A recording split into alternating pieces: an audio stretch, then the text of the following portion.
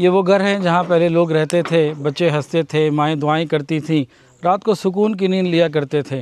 लेकिन अब उजड़ गए, वीरान हो गए और सब बेघर हो गए, स्किन की बीमारियों में और बहुत सारी परेशानियों में, ज़हनी टेंशनों में मुब्तला हो गए।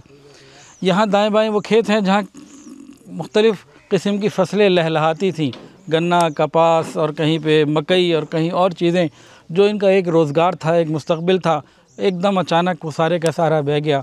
कितने ही अरमान बह गए, कितनी लोगों की ज़रूरियात थी और असबाब थे, जानवर थे, लाखों की तादाद में तो जानवर बह गए। हम शहरी लोगों को जानवरों की इतनी कदर नहीं होती, इनके लिए तो सारा कुछ वो बहुत कुछ होते हैं, वो बहुत कुछ होते हैं वो।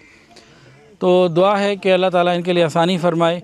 और बहुत सारे इदारों के साथ अल्हम्दुलिल्लाह हमारा भी अल-काफ एजुकेशनल फाउंडेशन का ये मिशन है कि जहाँ तक मुमकिन होगा इनकी खुशियों को वापस इनको दिया जाए और आंसुओं की जगह इनको मुस्कुराहटें दी जाएं और इनकी तड़पती हुई और तकलीफ़ में अंदर गुज़रती हुई रातों को पुरसुकून रातों में तब्दील किया जा सके। तो इसमें अल्हम्दुलिल्लाह हम लोग तैयार हैं, काम कर रहे हैं।